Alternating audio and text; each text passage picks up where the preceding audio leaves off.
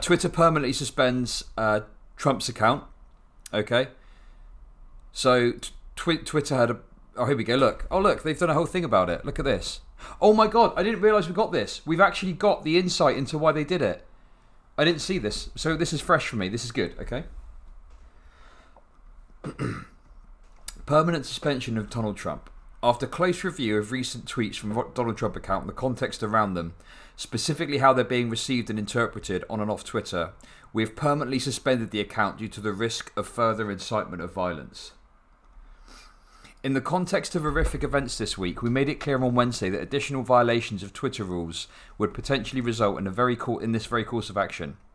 Our public interest framework exists to enable the public to hear from elected officials and world leaders directly.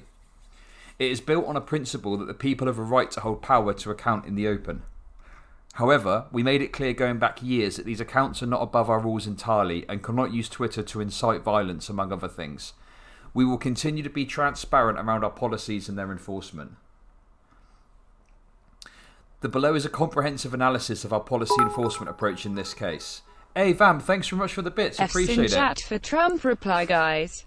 The Krasensteins, Dr. Goose and Jeff T. Drix. Very, very true. Thank you very much for the bits. I really appreciate it. And that has activated a hype train, aka scam train. So I do very much appreciate that. Thank you. Feel free to get involved. We've got the new POG. If you want to use the new POG, you can do. Okay. And I'll respond to any stuff after I read through this. Okay. And I'll say thank you. But please, by all means, continue. Okay. So let's look at this overview.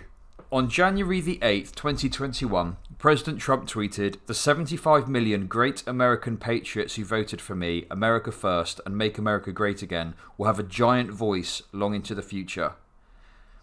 They will not be disrespected or treated unfairly in any way, shape, or form." Oh my God. Wait. Oh, the Dick and Balls is going to start. You're going to ruin Dick it. and Balls, Dick and Balls, Dick and Balls, Dick and Balls, Dick and Balls, Dick No, and Balls, the Dick Dick and and Balls, Balls. Dick and Balls. Thank you very much for the Dick subs, and though. balls, Dick and balls, Dick and Michael balls, Callister, Dick and appreciate it. balls, Dick and balls, Dick and Someone else balls, sub. Dick and balls, Oh, Dick and balls. Frog Cycling gifted a sub. Thank you Dick very much and for that. balls, Dick and balls, Dick and balls. Let's enjoy Dick the and beat, balls, okay? Dick and We can balls, all Dick enjoy the and beat. balls. Is that it?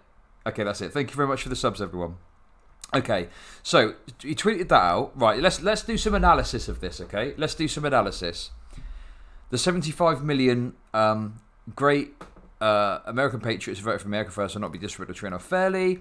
Then he tweeted, "To all those who have asked, I will not be going to the inauguration on January 20th. So, okay, were they reading that as like he was saying that he's like, I'm not going to bother going, and it was like wink wink nudge nudge, people, I'm not going to be there. So if you want to go and cause a ruckus, off you go." Due to the ongoing tensions in the United States and an uptick in the global conversation in regards to people who violently stormed the Capitol, these two tweets must be read in the context of broader events in the country and the ways in which the president's statements can be mobilised by different audiences, including to incite violence, as well as in the context of the pattern of behaviour from this account in recent weeks. After assessing the language in these tweets against our glorification of violence policy, we have determined that these tweets... Okay. Also, Trump is expressing regret for conceding. These tweets, we determined tweets in violation of the glorification of violence should be removed immediately and permanently suspended from the service. Okay. There's more here as well. Assessment. We assess the two tweets referenced above under our glorification of violence policy, which aims to prevent the glorification of violence that could inspire others to replicate violent acts, and determine that they were likely to encourage and inspire people to replicate the criminal acts that took place in the US Capitol, based on a number of factors. So okay, this is interesting, right? Just we'll go through this, okay, and then I'll tell you my thoughts, I guess. Let's do that. President Trump's statement that he will not be attending the inauguration is being received by a number of his supporters as further confirmation that the election was not legitimate, and is seen as him disavowing his previous claim made via two tweets, as by his Deputy Chief of Staff, Dan Scavino, that there would be an orderly transition on January 20th.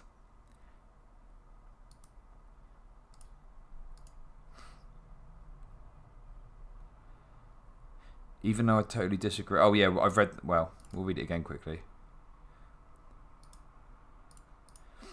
Even though I totally disagree with the outcome of the election and the facts bear me out, nevertheless, there will be an orderly transition on January 20th. I've always said we'll continue our fight to ensure that only legal votes were counted.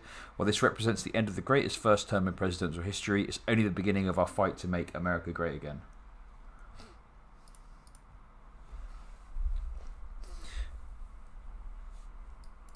Okay. A second tweet may also serve as encouragement to those potentially considering violent acts that the inauguration would be a safe target as he will not be attending. Let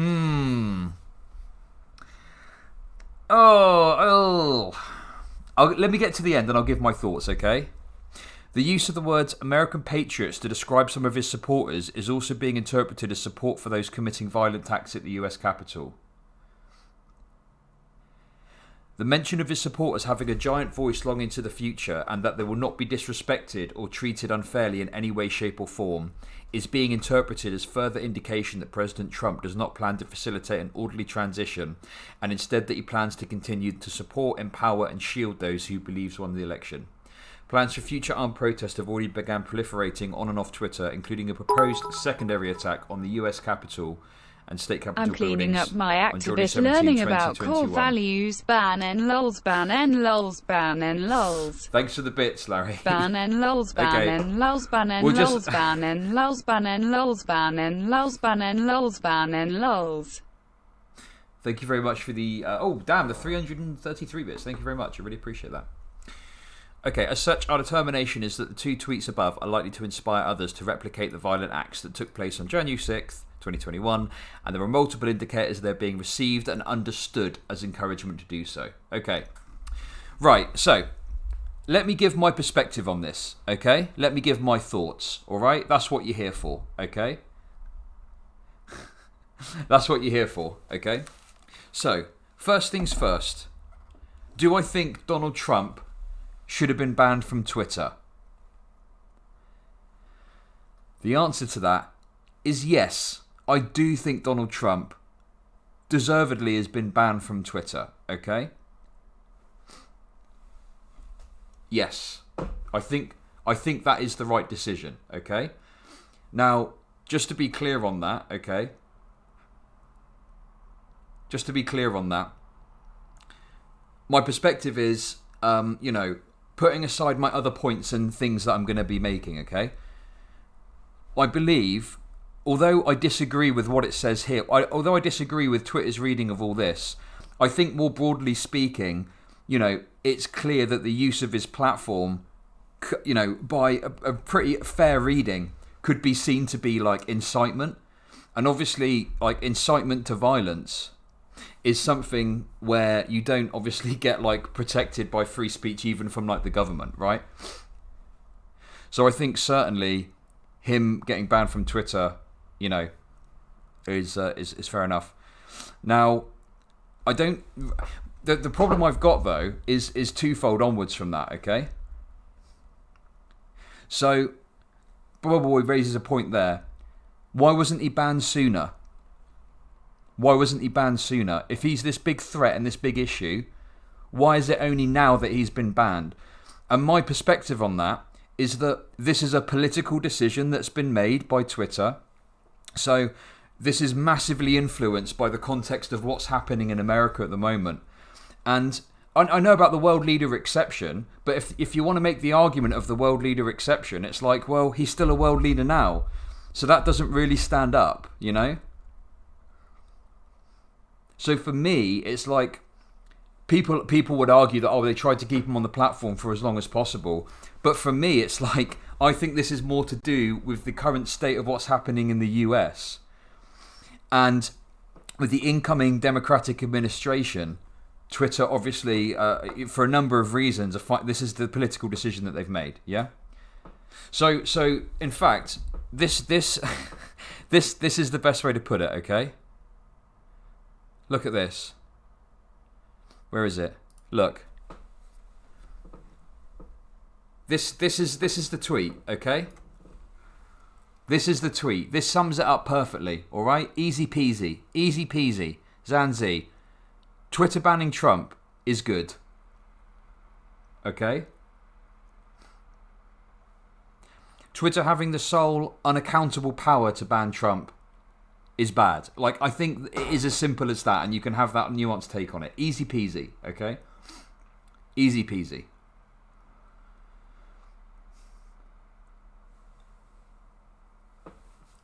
So that's what I've been kind of working through over the past 24 hours is, on the one hand, you know, it's fucking hilarious, okay?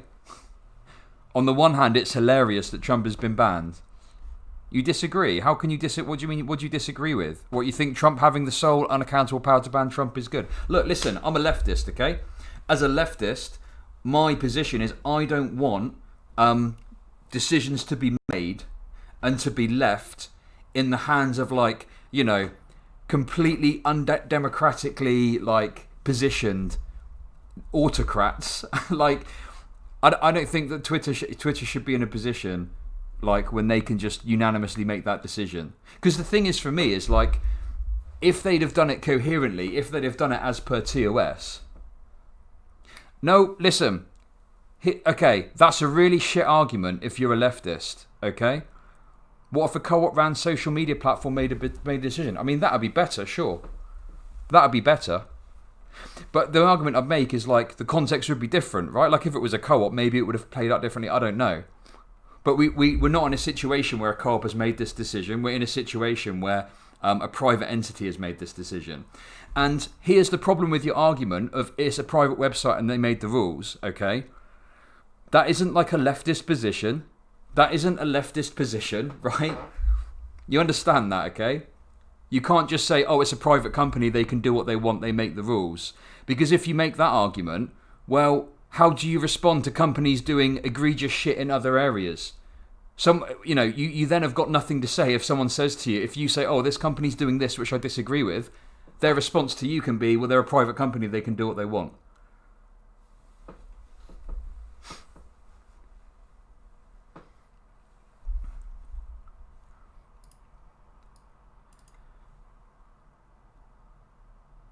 Yeah, exactly, Zap.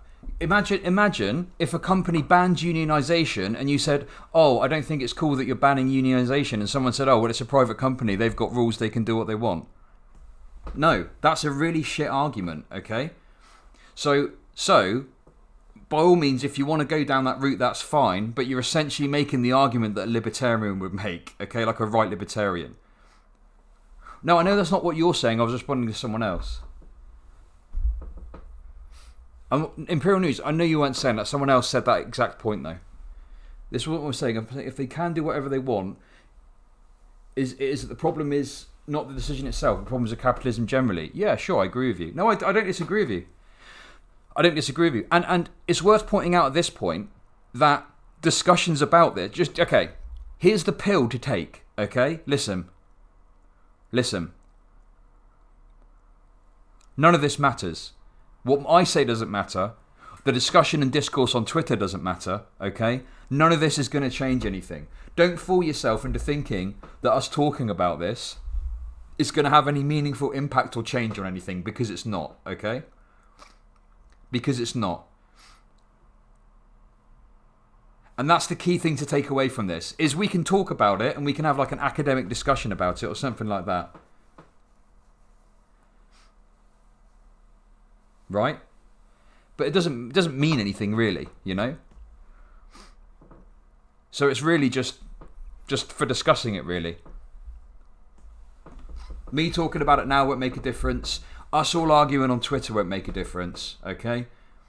The only thing that could possibly make a difference is if we turn whatever we discuss and whatever we look at into, like, pushing for whatever decision we maybe think will work. And Supreme, it is, listen, the other thing to bear in mind with this, okay, is it's a very difficult and very complicated situation, and there aren't any easy answers for it, okay? There aren't any easy answers for it. But I would hope, as a leftist, that you would at least agree, you know, taking it away from Twitter, but Twitter isn't considered a service. Well, maybe it should be. one of the issues here, exactly, Imperial News, that I like the sound of that. Let's do that. The issue here is the way that Twitter is perceived of is not as a service, but it's like, it's not just a social media platform. You've got other options, but none of them really are of the same scope as Twitter, Parler's an FBI honeypot. Would the situation change if he was no longer president? Well, look, okay. Let me show you this. Let me show you this quickly, okay? Look at this. Where's this? Because what was interesting to me, and this is just a collation of the different screenshots from Glenn Greenwald, but what was interesting to me is, like, it's not just Trump. If you look at these right-wing accounts, and just to be clear, okay, I don't care about the Daily Caller losing Twitter followers, okay? Fuck Daily Caller, whatever, okay? But here's the interesting thing. It looks like Twitter, from the looks of it, obviously we don't know for sure, but these accounts are losing like tens of thousands of followers. So that's the Daily Caller. Federalist, like 15,000 there. 37,000 there from MZ Hemingway, whoever that is. Tucker Carlson has lost, 86,000. So there might be some people that are just deleting their Twitter accounts or something like that. But I think, in my mind, what's probably more likely is Twitter are just like mass yeeting like a load of accounts. They might have had a bot purge, maybe. Those are Trump ults. Well, listen, okay, yeah, if you got the link to that, Demon, that would be interesting. Listen, okay, let me tell you what's funny, okay? They could be losing because a bunch of MAGA chuds were mass violating terms of service. Yeah, sure. I don't doubt that some of these accounts, were violating terms of service. Like, I don't think that like Twitter were going through and being like, oh, hang on, they've got MAGA in their profile name, delete them immediately, It seems like what Twitter is doing is kind of like just doing a big sweep and cleaning up house all in one go. Like they were promoting insurrection, they just need to use keywords, maybe, yeah. Probably used hashtags like QAnon. And the thing is that I think with it though, the thing for me that I think is a bit like is like it's the lack of accountability on the part of Twitter. Now look, I understand that like, some bot account or like, some MAGA person who's just posting racism or whatever, like whatever. But for me, what's this? I'll get into this in a sec. But for me, it's like the fact that there's like no like accountability whatsoever on the part of Twitter. That's an issue for me, Has anyone here had a Twitter account banned before? I've had 2 Twitter accounts banned, so maybe I'm a bit more sensitive to it than other people are. But I do think that like I do think one Twitter account Big Brother's trying to burn our books or whatever. So yeah, I just like I don't really care about right wingers getting banned in terms of like, Ben Garrison has been banned from Twitter. And I know that he was engaging in like this fucking pro like insurrection type rhetoric, right? Do I care that Ben Garrison has been banned? No, I don't really care about Ben Garrison getting banned on a personal level, What bothers me is the lack of accountability on the part of Twitter. And the thing for me is like I know already that leftists are already getting banned. I don't like this thing where people are like, oh, well, eventually they'll come for us. Yeah, they already are. They already are coming for us, okay? Like, it's already happening. I've had accounts banned. I'm sure other people have had accounts banned, So, yeah, it's the biggest issue is just how unaccountable Twitter are in all this. And they can just act with impunity, essentially, right? And they control such an enormous segment of public discourse. You know, it's troubling. But again, it's not like we can really do anything about it. You know, what would the solution be? Well, I think there's a couple. I actually did a panel about this a few months ago, and the two kind of solutions that we came up with. Well, one was to have like an independent kind of governmental body that much more closely regulates these particular things. I can't remember what the other thing was, but it was an interesting panel anyway. Okay, let's read this. Let's have a look. Let's have a look at this, okay? The ChudLogic Brain Trust. Oh yeah, I'm gonna get. Listen, Don't worry, I'll get to that. Okay, I'll get to that. That's a good meme. Okay, there's no question that social media played a role in the siege and takeover of the US Capitol. Since there's been significant focus on the deplatforming of President Donald Trump, by all means, the question of when to deplatform a head of state is a critical one, among many others that must be addressed. When should platforms make these decisions? Is that decision-making power theirs alone? But as reprehensible as the actions of Donald Trump are, the rampant use of the internet to foment violence and hate and reinforce white supremacy is about more than one personality. Donald Trump is certainly not the first politician to exploit the architecture of the internet in this way, and he won't be the last. We need solutions that don't start after untold damage have been done. Is this? Oh, it's only a short. It's a shorto texto, people. It's a shorto texto.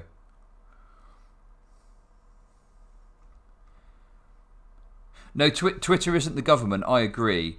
But you need to understand that when you've got a platform like Twitter, which is so central to discourse, getting banned from Twitter has a significantly tangible impact on you in many ways, you know, especially if you've got a big account.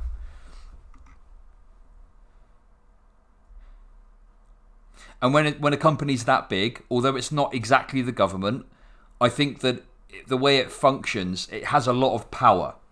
Yeah? And it's about these structures of power that are interesting to look at and think about. Anyway, sorry, let's go back to this. I'll try not to get distracted too much by chat. Sorry, one more thing. What's this? Another thing to consider is whether they're capable of doing anything. I think I heard Dorsey saying Twitter is too big and he has no idea how to cultivate healthy conversation. There's probably billions of tweets being sent a day. Wow, Jack Dorsey said that. Jesus. Okay, right, let's continue, okay? Changing these dangerous dynamics requires more than just a temporarily silencing or permanent removal of bad actors from social media platforms. Additional, precise and specific actions must also be taken. We'll get to that. We'll get to Nick Fuentes. Reveal who is paying for advertisements and how much they are paying and who is being targeted. Commit to meaning... Yes, this is correct. Commit to meaningful transparency of platform algorithms so we know how and what content is being amplified to whom with the associated impact.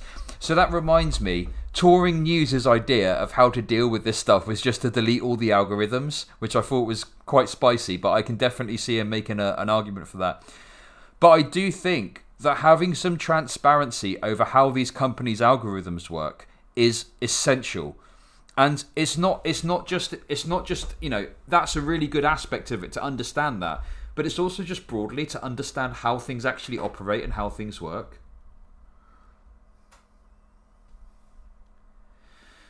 Turn on by default tools to amplify factual voices over disinformation.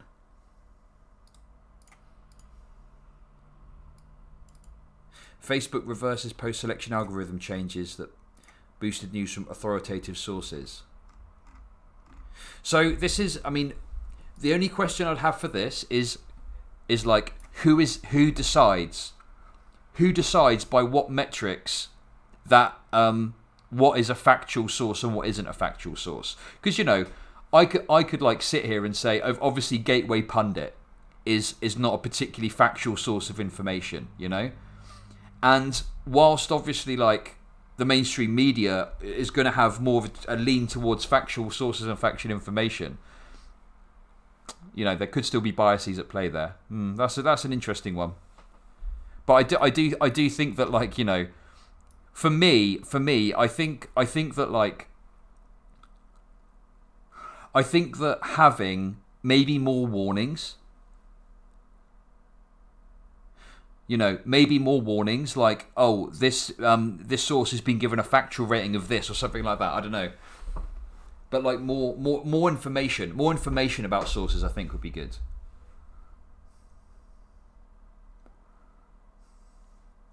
So yeah, I don't because you know the idea of algorithms manipulating things so it controls more what we see is a double-edged sword. I think it can be a tool that can be used for good, but it could also be used poorly as well. You think we can genuinely check this? Yeah. So yeah, obviously, like but the thing is, you need to engage with the mainstream media critically, right? You've got to remember, obviously, they do manufacture our consent, and you need to bear that in mind when you're engaging with mainstream news sources. But of course, as I always say, they do have a leaning more towards, you know, more accountability, you know.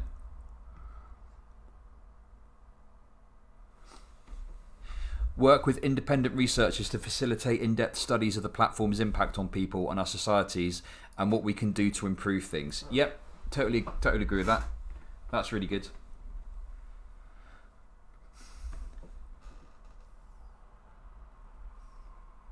These are actions that the platforms can and should commit to today. The answer is not to do away with the internet, but to build a better one that can withstand and gird against these challenges. This is how we can begin to do that. Yeah. Overall, I think that's pretty reasonable.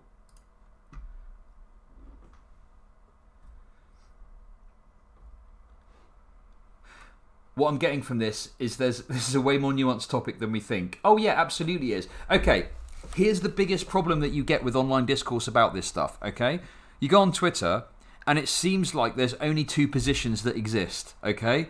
Position number one is open the floodgates, let absolutely everything on, without exception, anything goes, people can say whatever they want without penalisation, okay?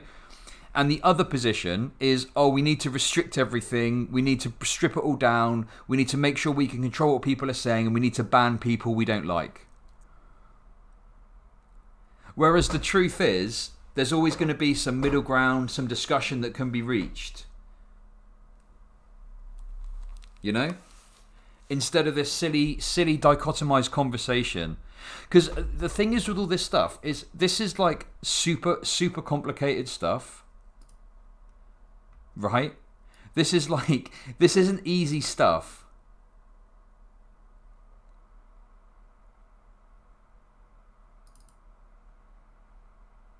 There's like a lot going on here, right? More so than just you know the stuff we're talking about. So yeah, government intelligence reporting is the absolute best way to substantiate facts. Yeah, but then the government's got their own biases potentially. What do you mean by that? All you need is journalistic integrity, repercussions for false reports. What would the repercussions look like? Sometimes you have these two dominant positions and the best answer isn't somewhere between the two, but somewhere completely outside the paradigm. I mean, that's true as well. So yeah, anyway, further to this, what I wanted to do is just watch a couple of videos about what's happened and just you know get a couple of perspectives. But in terms of my perspectives, okay, that's it. That's my position is this, okay? It was correct that Donald Trump was banned. Good stuff, okay? There's a broader issue here where these decisions are left in the hands of like unelected oligarchs and you know unelected organizations, unelected you know institutions that have through whatever reason landed on the top of the capital pile, and they're able to unanimously make decisions that affect all of us, and they're able to control public discourse. It's something that we need to address. The solution may not have been found yet, but I think that definitely more needs to be done to push forward and to find a solution to this stuff. The reality is, us arguing about it on Twitter or Twitch or wherever isn't really going to make a difference. Don't treat it like that. Treat it as a conversation. Go into it in good faith. Try and have a chat. See what you think from each other. Try not to jump to conclusions too quickly. Figure it out. And that's it.